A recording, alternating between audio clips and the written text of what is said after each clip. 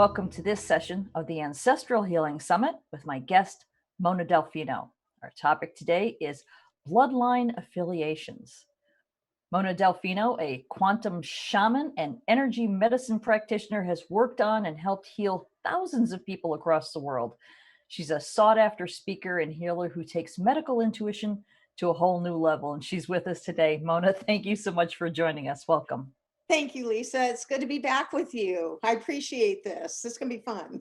It is, because I know that you and I have spoken before today, obviously, and you told me a fascinating story that you are actually the sixth daughter of the sixth daughter of the sixth daughter. And we know, like, the seventh son of the seventh son gives you sort of, abilities, etc. Do you think that this birth placement is what helped you into the role as a shaman?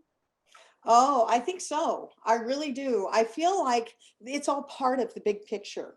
And it's one of the avenues that I feel actually, generated me into becoming who I am. My mother, and she was Polish, and my grandmother was real Polish. And my great great grandmother was really, really Polish. So you look back on that, and it's really interesting because we were very strong women. My great great grandmother had my grandmother actually birthed her under a tree when she was delivering milk on a wagon. So we were very strong women. We called ourselves the ox women. That's what I was remembering when I was a child. They said, you come from a family of oxes.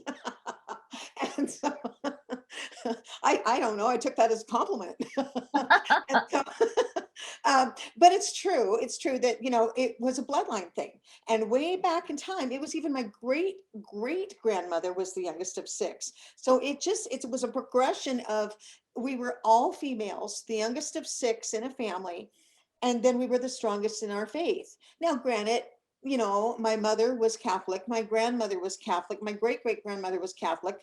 I came in, okay, and I came in, was raised Catholic, but never understood it. I just could not get my whole fingers around Catholicism. I just couldn't. I was born different. So I think I was part of that generation of one to the next, to the next, to the next. But when it came time for me to have kids, there was no way. I wasn't going to have six. I couldn't. I didn't want to. So I kind of broke the chain. But that's because I think I became the strongest of all of them, to tell you the truth. And I really feel like I'm the one that actually is here to produce the feminine consciousness, to really get it out there without any kind of a religious affiliation. I was born shaman in the sense of consciousness, as my brother died. And I know we know the story to some degree, but I had a brother that was a year and a half old, and Danny was albino. And all of the other family members were always dark skinned, dark eyed, but nobody had that white skin and white hair. And so at a year and a half, he was really sick. He ended up with a really big, big heart, and it wasn't pumping properly. So it's spongy. And then I was born, and, my mother said it was really hard because when Danny was so sick, she never got any sleep. She always had to get up there. And so they finally had surgery done for him, and he died on an operating table in Los Angeles in 1959. And he was in March of 59. And he was a beautiful little boy. And I always see him as angelic because the pictures of him kissing me as a baby, and things like that, when you really look at that, you say, my God. And I remember his energy with me. So I just have to mention that. When he died in the hospital, I woke up in consciousness. I was 6 months old. And I remember it to this day. I didn't forget any part of that because it was the most major consciousness that I think I have ever had. It was coming back into this body, So for me, it's a very strong point, and I never lost that. I believe that when you have a contract with somebody like this, it really opens doors. So I do think that Danny was a part of my birth and the reason I'm here. He helped me come in, and he was a physical conduit. And so, because we were all born of six, so we had partners, two, two, and two. And when I lost him, or when we lost him, then there was a 5-year gap between me and my sister. So anyway, yeah, that's the bloodline for us was very incredible. And I always took that as an honor. to be able to know that. But I was totally independent, as a little girl. And then I came in as an energy healer. I came in knowing what I was doing. Mhm. So to this day, I know I was born to teach, and and to really get it out there for the world in today's time. I love that we've started out here because that really gives a sense of. I love the fact that your grandmothers were they came from Poland and that they were ox people. That really gives me a sense of your vibe, and then to have your brother, that's such a lovely story. And I know that you also have always had a knack for medical intuition. Was that something that ran in your family as well? No, no, it didn't, especially because they didn't never talked about any of that. And back in the day, they were very surprised when my grandmother's ankles were really, really swollen. And I was 3 years old, and I remember just going, "This isn't right. This isn't right," and really having a strong affiliation to "this isn't right." And so I went up to her and I started to kind of work on her ankles, and I just started to massage her, little kid massaging, and the next day her ankles were down and she didn't have the swelling. And I remember because I watched it, I looked at it, and I said, "That'll do." But they don't talk about it in those days. They did have intuition. My grandmother and my great grandmother had an intuitive ability, and they were very close to each other.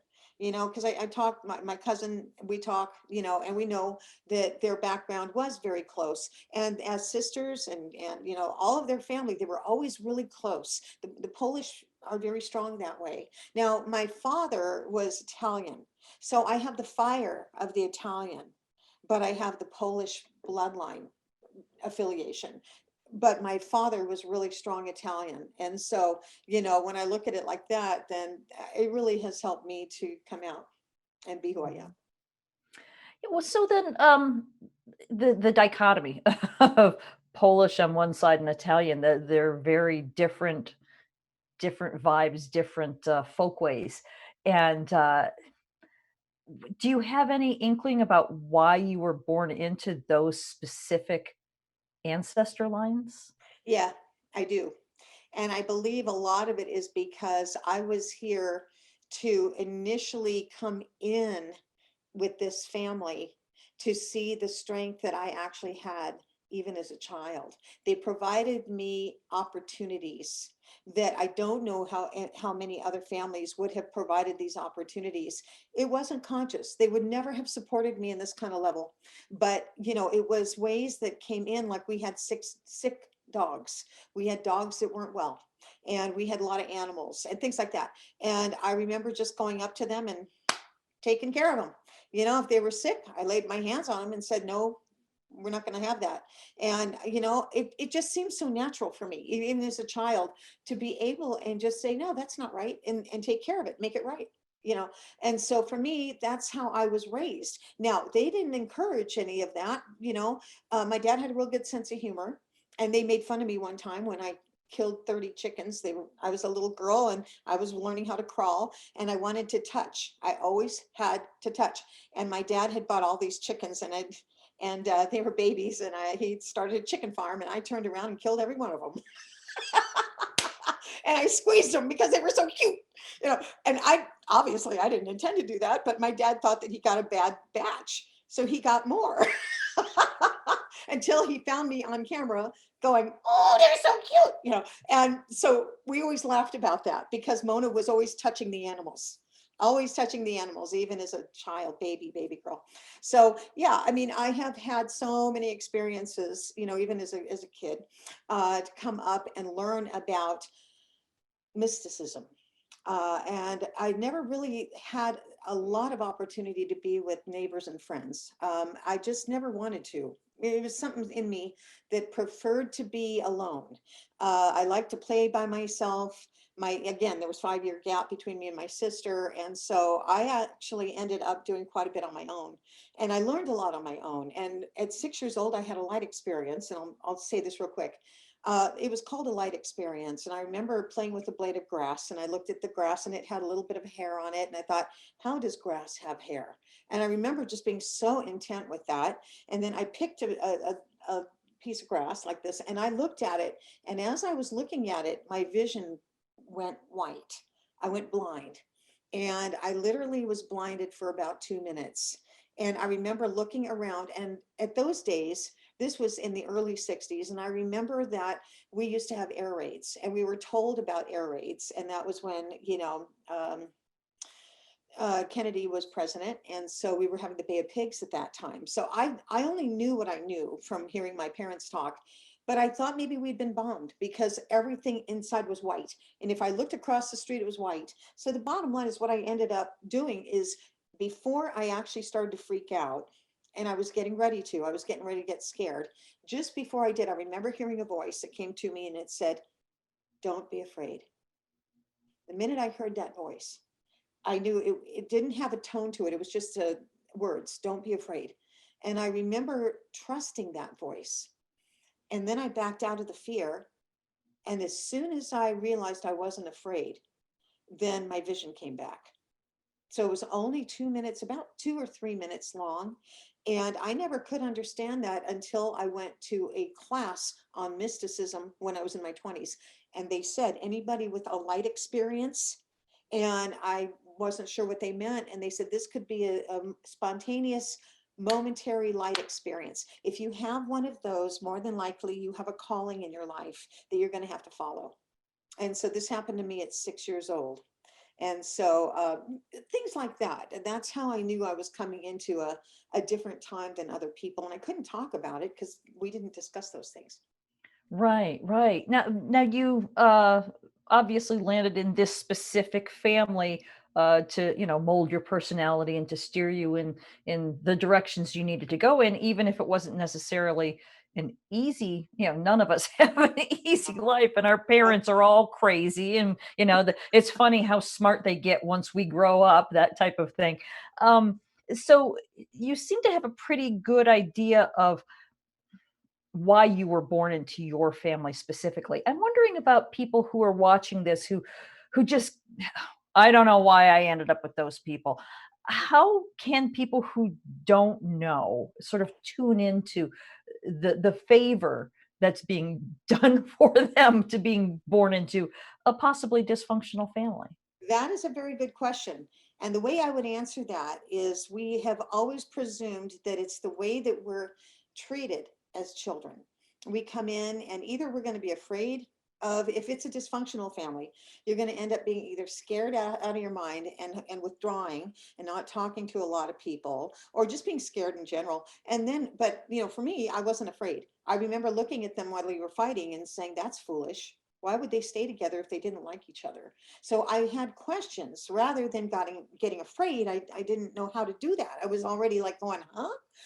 So they at that time, any parent that has that kind of a lot of anger, a lot of fighting, a lot of things like that, kids who are afraid are going to stay that way, and they're going to develop patterns down the road that their life was not good.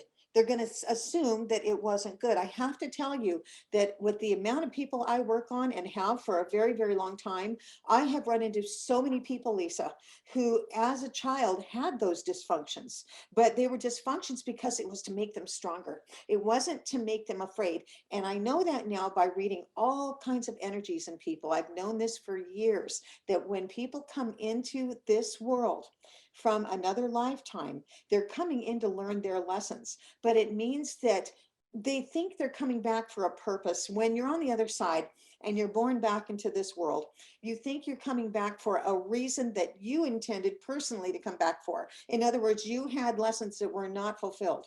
So you're going to think you're coming back for that. Yes, to some degree you are, but there's another part of you that's coming back for a bigger lesson. And that's one thing that most humans don't know. We're coming back to grow. We're coming back to become independent.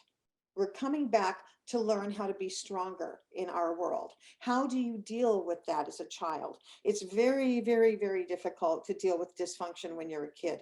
But when you actually start recognizing, When you can do this as a child and you can say that, yeah, that was awful, or my father was an alcoholic, and you can go into all those things. And mine was a schizophrenic alcoholic, and I came out okay. I think have a twitch, but I think a lot of it is simply because what we're doing is we're learning how to pay attention to what we are capable of. And today we can look back at those things. It's never too late. You can always go back and you can look at the reason why you were here. And I will guarantee you 99.9% it's not the reason you thought you came back for. Interesting. So, it sounds like you're saying that there are no mistaken birth placements, that people who feel like, I don't belong with this family, I shouldn't have been born here. There are no mistakes, that there's actually sort of a vibrational dynamic that you're born into. Is that Even, accurate? yes, and even kids that have become adopted, they think they're left out, or they have these ideas. It's kind of like when you're in a plane crash and you're the only one left as a survivor. Why did I survive that? Well, some kids who are adopted wonder why they ended up being adopted. They don't feel connected, and a lot of people don't. But you don't have to be adopted to not feel connected. But in a case like that, it just means they don't know their bloodline, they don't know their past or their background. And I told a lady the other day, I said, well, you're blessed for that. She says, what do you mean? I've been searching my whole life. I said, why? I mean, on some level, it's kind of nice to be able to be free from a lot of those attachments that, when you're born into families, you kind of have that environment, right? And so you're picking up on your family. But that doesn't mean that you're a lot like them. Most cases you're not. And again, we're learning from epigenetics in today's times. We're learning from science that we really aren't our genes. That's really important. How can I come in shaman with an Italian and a Polish family that's dysfunctional? I can't say that my father was shaman and my great grandfather was shaman. I don't do that, because that's not what they were. They were actually a pain. But when I look at it now, what they taught me was how to pay attention as an observer, not to be afraid, but to observe the actions. And you know what? That has done nothing but help me throughout my years, because I've been able to now work with people who down the road, I look back and I go, well, I did that too, but this is what I learned from it. So I can actually teach what you can learn from it, rather than wallowing in the sorrow of feeling that you were displaced. hmm Yeah. Now, you mentioned bloodlines, and the name of our discussion today is Bloodline Affiliations. Now, you draw sort of a distinction between what most people think of a bloodline as your blood relatives specifically, but you take it in a slightly different direction. I do. And a lot of it, and I'll tell you why, because we're not aware of energy the way that when you do this kind of work, you read everything. And so I can say personally, from the way that I've read energy, people have last names that are affiliated to foundations of families in your ancestry. So it goes way back. Some of you are from Ireland, some are from England, some go back, and we love that. We love looking back and seeing, where did we come from? But when you stop and think about it, in my work, I read that energy, and I can hear it in your name. And when I read the background of that name, all I have to do is close my eyes and listen. And what I get is, a lot of times, yeah, these bloodlines go way back, but it also comes from how our families, personally, from way back, have decided to make life happen. In other words, if you're born into royalty, you're going to think you deserve money. By the time that you come into this life, you're already affiliated to an energy around the bloodline. But the reason people are born into those bloodlines and those last names is for a reason, because it means you have something to learn from that, or something to continue to keep growing from.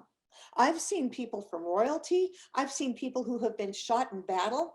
I've seen people from all over the nation, from all over different reasons, and they come back because they have to learn these lessons that they have been affiliated to before. I've also seen people who are the grandparents that were in their bloodline before. So in other words, they came back, they were maybe great grandparents in this bloodline, in this family.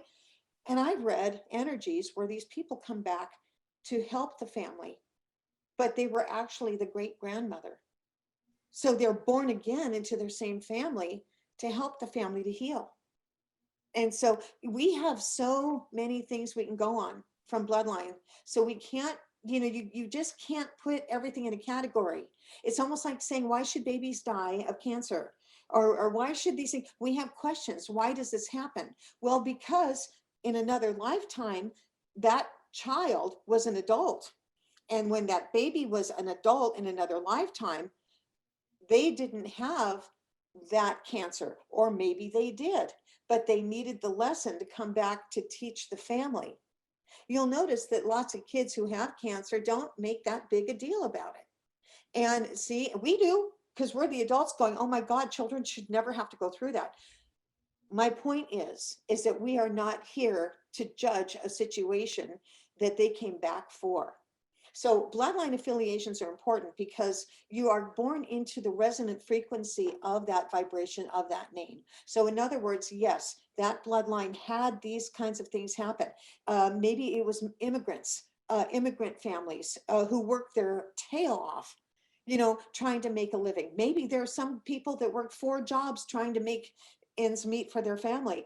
And in the process, energetically and emotionally, felt that they were failing their families. Well, guess what you're going to have? You're going to have an idea that you're going to fail. It's energy. And the energy is what is brought down from bloodline to you. It's just a constant. And until we learn that, we can't break through because we assume that we're the ones going through the pain, the problem, the insecurities, outright, whatever it might be, we blame ourselves. And then we get scared and the rest is history. We back out, we become, disconnected because we're scared. So these are the patterns that occur when you are born into a family that you're supposed to learn from, not become afraid of. Mm-hmm. That's what this really comes down to. So in my work, I love to teach that for people because it's like, no, your perception was off. You thought this was you doing all of that. Well, have you thought about the way that your father was or the way that your grandfather was? If you start looking at it from that point of view, you will start to affiliate it. And some people will say, well, it was my mother. It wasn't my father. It was my mother. A lot of times it is the father. A lot of times because you're taking on the family name. And if you're taking on the father's name, then you are literally connected more to the father than you are to the mother. Mm-hmm. But that doesn't mean the mom's not going to influence you. Of course she does, because she's carrying you as a baby. You're in there, so you're taking on hers as well.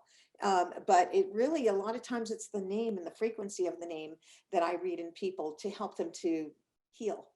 Hmm.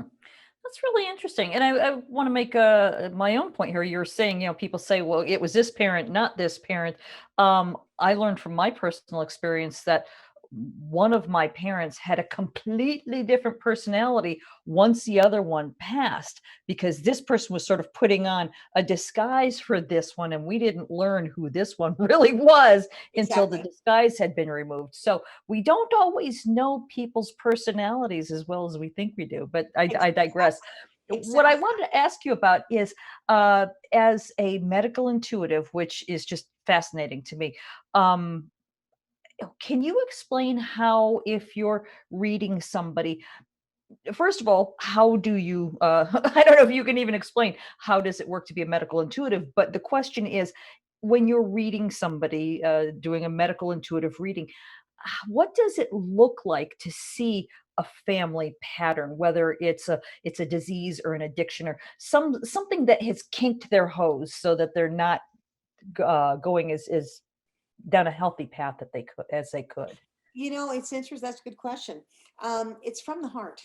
A lot of times I realize that it is in the vibration of the name, but then if somebody's really having an issue or an illness of some sort, I go to their heart. Their heart tells me the truth. So I read their heart. I go in and I just close my eyes and I pay attention. I put my hand up, and even if they're on the phone, I'll put my left hand up because the left is the receiver. And then I know that I'm going to get insight and information from them. And so what I do is I'll put my hand up and then I will start to become them. That's what a real intuitive is somebody who picks up on it and doesn't freak out because of it. A lot of healers don't like to pick up on stuff because they feel that they take it on. You don't have to take it on. You can associate through compassion, but you don't have to take on the problem. So I've learned over many, many, many, many years, and having several shaman as my mentors, I've learned over a period of time, it's all about connection. It's not about attachment. So what we do is we pay attention, we listen, we close our eyes, and we trust the information. Most of the time people don't know how to do that, but it's like there's somewhere inside of you that knows that you get these feelings about other people. Start with that. You start with that and you realize, well, I really do have a good take on how people are. I knew that guy was a problem the day I saw him. And you start recognizing that you weren't wrong. You weren't wrong. Your first impression is usually the correct one. So when I do that and I pay attention to it, I start feeling their sorrow. And I can determine now, see, because it has a language to me. So now I can determine what kind of sorrow it is. And then when I really start closing my eyes and feeling into them, then I see exactly the pattern. Sometimes I'll get images of when they were 6 and 7 years old. I see a mother yelling at them, or I see that a dog died, or I see that these things happen and they didn't reconcile. Most of the time, people do not reconcile to their emotions. And so they turn them off. They don't like emotionals. So emotionals are hard on us. And so a lot of times people don't like it and they'll make them up. Oh, I love you. I love you. Really? Is that how you show love? See, so we don't really know what a lot of these emotions do to us, except for the fact that if you're not integritous and real to yourself, real to your heart, then you have no way of recognizing the truth within you. So your bloodline goes way back. And yes, you are affiliated to the compassion of that bloodline. You do not have to attach to it. Bruce Lipton, one of my very favorite people in the whole world, he's a cellular biologist, if you don't know who he is. He definitely talks about cellular memory, but coming from your genes. He talks about epigenetics, and he talks about that epi means higher and genetics is here. But epi means, hey, we have a pituitary gland, we've got a pineal gland, and these are the things that are input. So when we input, we don't have to always follow what we think our genes do. So in other words, your environment is what causes an issue, and he's right. All the readings I've done, it's always the environment that causes the problem. So in other words, if people are born into a family and your father is an alcoholic, or he's mad, or he's mean, or whatever it might be, you're not going to like that. Down the road, you might become it. You might become it because it's not that it's in the gene. It's not that it's in the bloodline necessarily. It's in the accusation of the emotion. So if the emotion is, I failed, I'm an unhappy person, I don't make enough money, now that can come from a bloodline. The reaction can be personal. You see, so an alcoholic doesn't mean that you have to come from a bloodline of alcoholics. It means that it's the emotion that is taking us over, and it's silent because you're watching your parents, you're watching your environment, and so you can feel that because we're all transducers, receivers and givers of energy. And so when you feel that this is coming from a parent who you're supposed to look up to, then a lot of times you go, oh, I never want to do that. I never want to, but eventually you might, because it's a lesson that you came in with that family, to learn how to get stronger and to recognize your own abilities. But you have to be compassionate. That's the hard part. Now we're getting to the point of compassion rises above all emotion. So does gratitude, but compassion's the ticket because you're not affiliated to an attachment. So if you're more conscious of that, then you can clear the pattern easier. Mhm. Yeah, that makes sense. Now, I wonder about the definition of the word ancestor. There are other people on the summit, and I agree with them, who say that ancestors aren't just the human beings who gave birth and then gave birth, and we are descended from them. The ancestors are also the earth itself is our ancestor, because we come from the same things that the earth is made of. We drink its water, we eat its food. If we eat animals, we eat its animals. So we are a compilation of everything that exists on earth. What are your thoughts on that? I agree with that totally. And that's a whole different avenue. So when you start talking that way, you're talking shamanism. You're talking the shaman. And so that's, that's where my passion is. I can say I'm medical intuitive because I read energies and I help people heal. But for the most part, it's for me to say it's shaman. It's the way you understand perception. It's the way you understand affiliation and connection, not attachment, connection. There's a difference. So the connection that comes with the earth. And you know what? So do our solar flares. Our solar flares are around, and when they hit the magnetism of the earth, the electromagnetic field, then they're hitting the Schumann frequency. We feel that. All of us are related.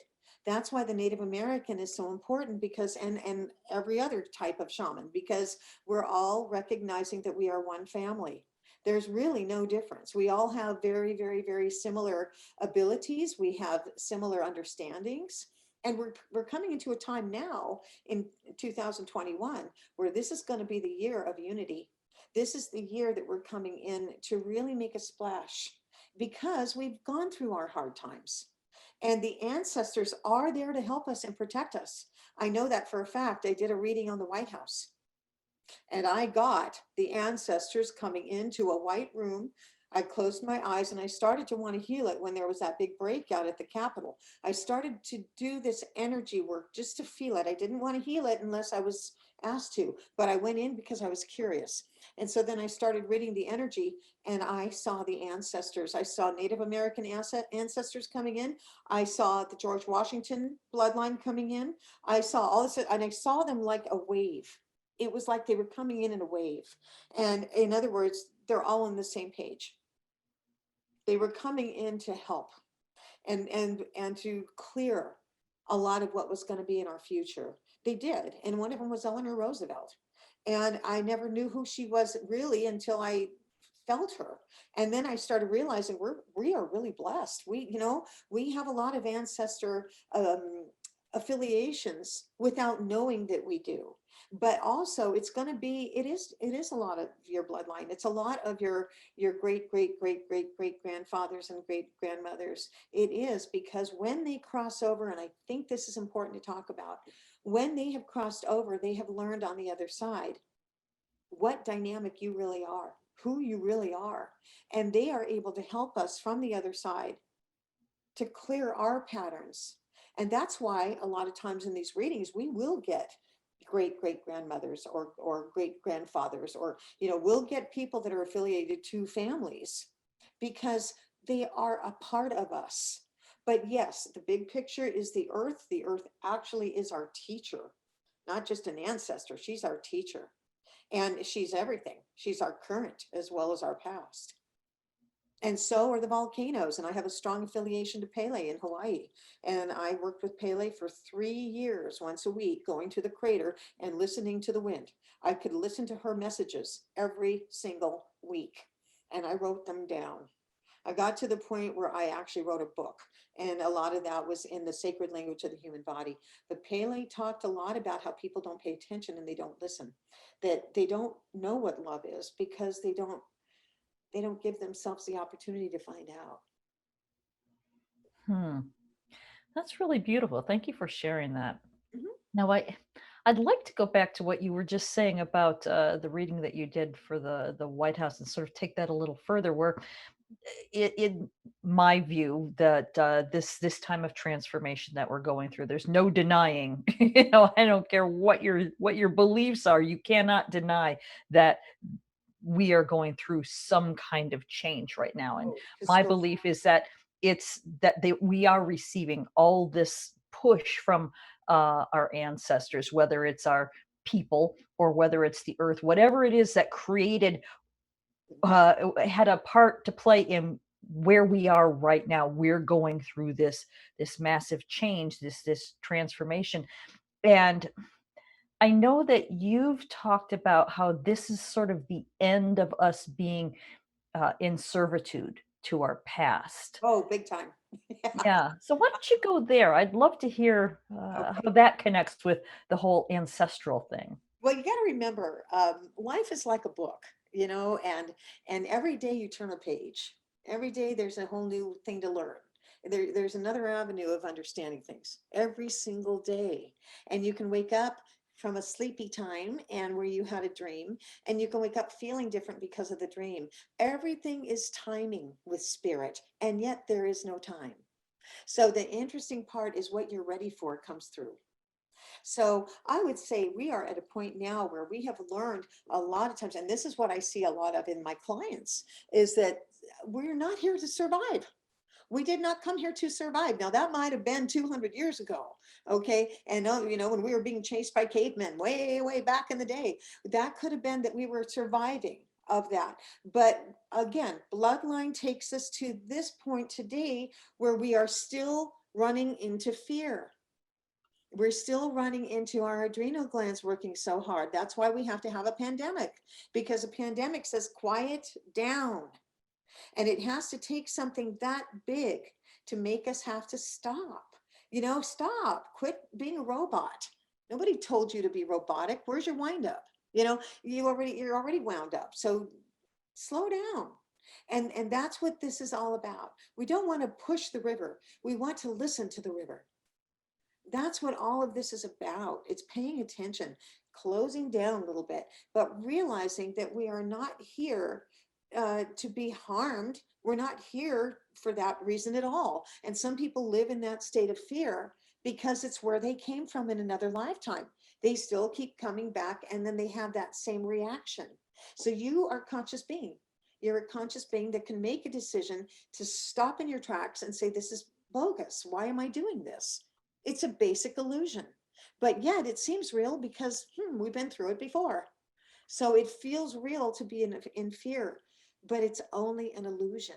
And so we're learning how to identify with each other from a bigger picture. In other words, what's real and what isn't. So we are no longer servants of a past that told us that we were.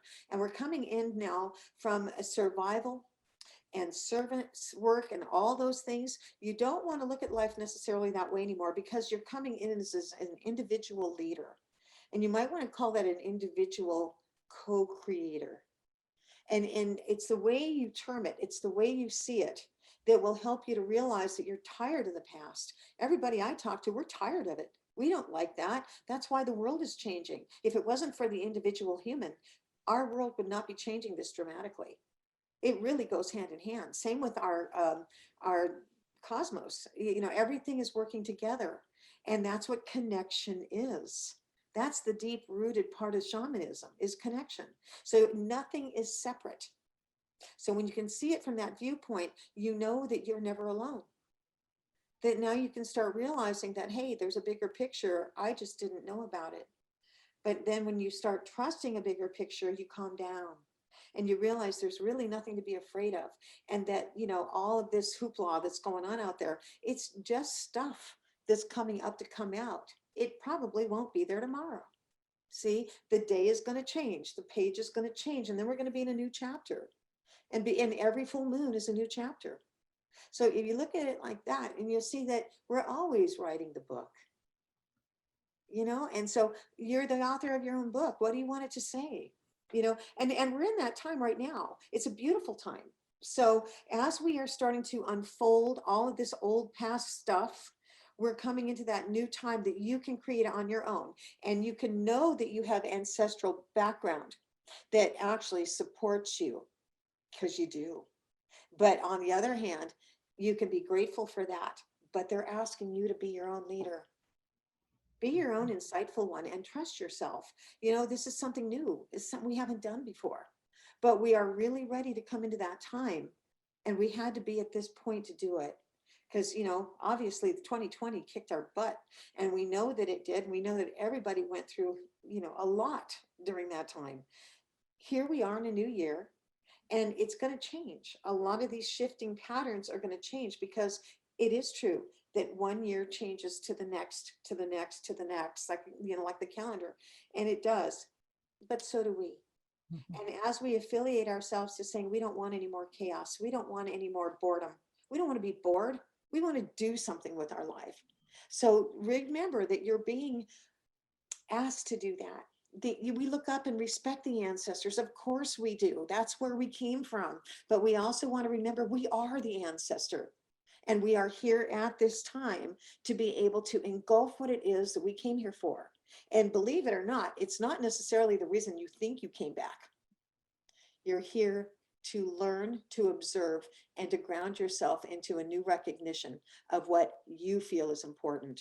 And nobody has a club over your head saying you have to do it this way. Yeah, this actually, that's so well said. It brings us full circle to how we began this conversation, where you were the sixth of the sixth of the sixth, and you broke that pattern. And yet you took your energy system in a whole new direction in a way that none of your family could have possibly foreseen. No, they never could because they didn't want to.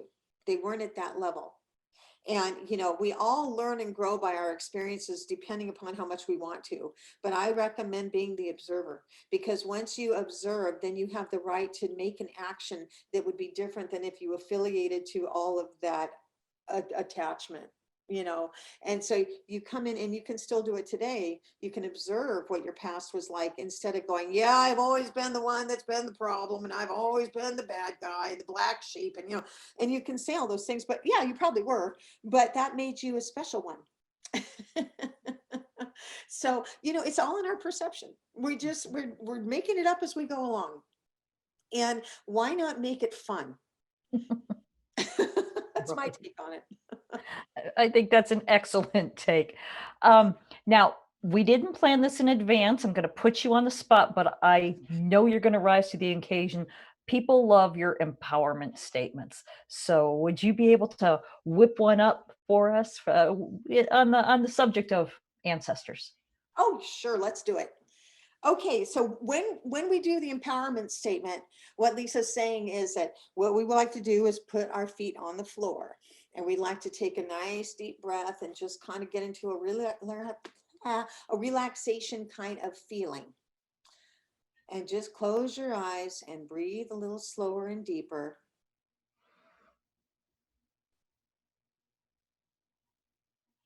And as I speak, you're going to actually feel yourself saying these words.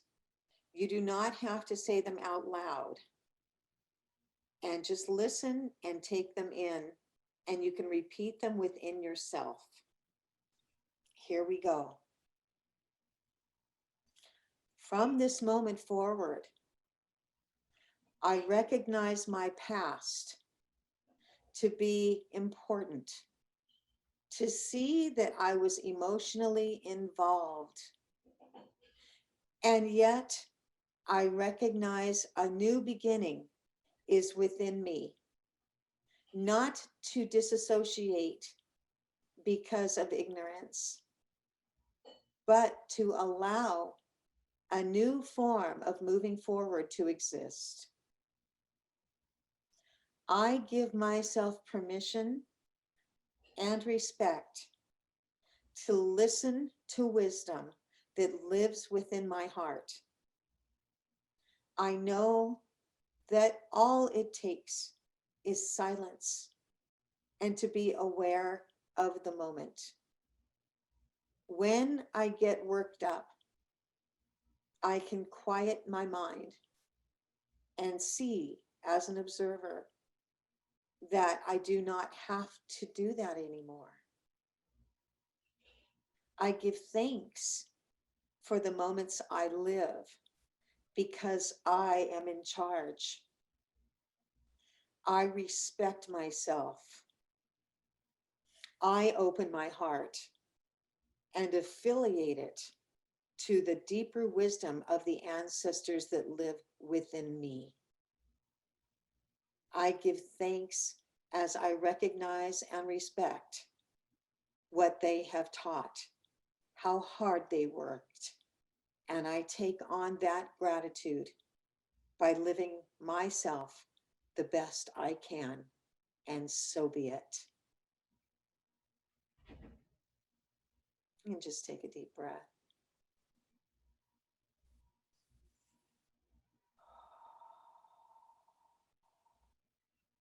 Now you can start feeling a connection coming in. It feels like peace. It feels like you have wonderful, wonderful loved ones all around you. And just give it a moment, let it come in.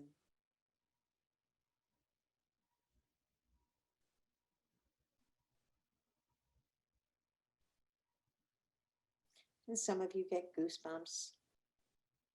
Some of you are feeling affiliated to cold or to heat. Some of you can feel the whisper of the ancestors speaking.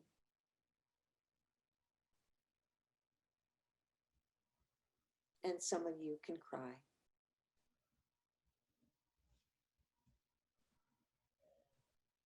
We are a family. You're never alone.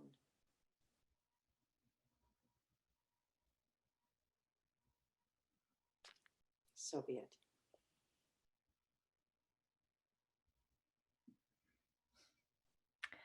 Thank you, Mona. That was exactly what I was hoping for. That was wonderful. Thank you. Thank you, Lisa. Now, I want to make sure that people know how to get in contact with you because you do session work, you teach classes, you have books. Your website is sacredreconnections.com. Is that the best place for people to connect with you? It really is. Yeah, because everything is there. And I do have monthly articles that I put out. So if you go onto the newsletter under sacredreconnections.com, then you'll just sign up for the newsletter and you'll get all the current new insights that I'm getting, and I'll share them with you even every month, first of the month. So, on top of that, we do have some new things coming with the Shift Network. We've got new classes coming up and all kinds of wonderful things like we are today. And I so appreciate you, Lisa, for all you do for the Shift and for doing this wonderful ancestral healing workshop. Thank you, Mona. I love spending time with you. It's always a fascinating conversation, and we never know where it's going to go. Well, I'm wondering then, I generally ask people before we wrap it up, is there anything that we haven't talked about or anything that's popping into your mind that, ooh, I have to say that before we wrap up? Or do you feel like we're complete? I think we're pretty complete. I would say that this was a very fine interview, and that whenever I have these interviews, I take it to heart. And then what comes out of my mouth is what I know is correct for the time. So I don't really have anything extra to say except that I believe that we are coming into the time of love like we've never known before. And remember that this is the year of unity and affiliation, and just listen to each other. That's all it takes. You don't have to agree with everybody, but just listen to everybody. There's something to it. And remember, to judge the dark means that you're judging the light. So don't judge. Remember, go in and just pay attention. Maybe there's something there you didn't know before. Keep your mind open. All right. Thank you again, Mona. It's always such a pleasure spending time with you. Thank you for being here. Thank you, honey. All right. Once again, I've been talking with Mona Delfino, and I want to thank everyone for joining us. I hope you enjoyed this conversation in the Ancestral Healing Summit.